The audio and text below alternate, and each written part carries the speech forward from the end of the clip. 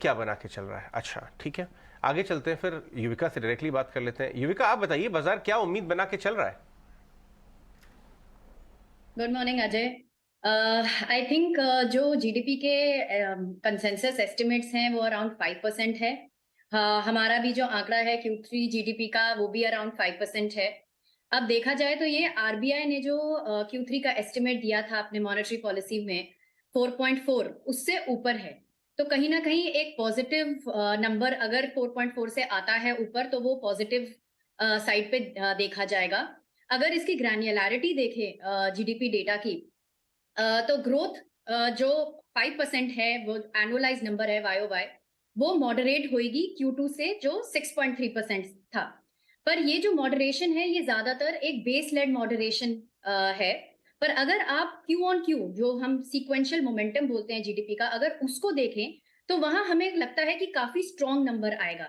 तो जो जो 5% आंकड़े के साथ हम जो अभी काम कर रहे हैं Q3 के लिए, उसके अगर क्यू ऑन क्यू मोमेंटम निकाला जाए तो वो भी करीब 5% के आसपास है। तो ये एक बहुत स्ट्रॉन्ग मोमेंटम है।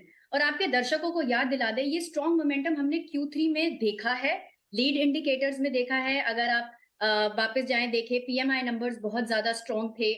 दिसंबर का पीएमआई नंबर मैन्युफैक्चरिंग का एक्चुअली 2 ईयर हाई था। पीएमआई सर्विसेज बहुत स्ट्रॉन्ग था। ईवे बिल्स रिकॉर्ड हाई पे क्लोज हुए थे for the month of December. तो इवन जो हाई फ्रीक्वेंसी इंडिकेटर्स थे इस क्वार्टर के, वो काफी स्ट्रॉन्ग रहे। और ये एक ऐसा क्वार्टर था जिसमें हमने कंजम्पशन डिमांड देखी स्ट्रेंथन होते हुए, फेस्टिव डिमांड थी, bunch up of phantom demand थी। इसके बावजूद सर्विसेज सेक्टर भी जो रीओपनिंग डायनामिक्स थे वो भी कंटिन्यूड रहे इस क्वार्टर में।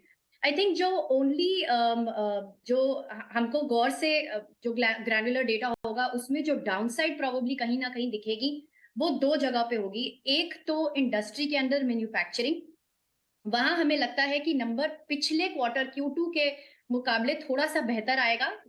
Q2 में ये नंबर कॉन्ट्रैक्शन में था, ये अब एक पॉजिटिव स्विंग में चला जाएगा, but again it will be a muted number, largely because Q3 एक ऐसा क्वार्टर था जिसमें मैन्युफैक्चरिंग सेक्टर ने बेनिफिट तो किया लोअर कमोडिटी प्राइसेस से।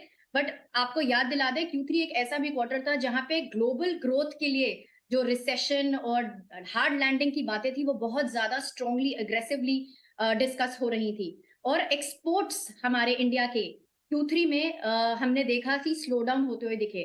और लार्ज पार्ट ऑफ ये एक्सपोर्ट स्लो डाउन हमें कहीं ना कहीं मैन्युफैक्चरिंग में दिखा, जबकि प्राइमरी जो एग्रीकल्चर एक्सपोर्ट्स थे और सर्विसेज एक्सपोर्ट्स थे Q3 में और उसके बाद भी अच्छी रन रेट दिखा रहे हैं।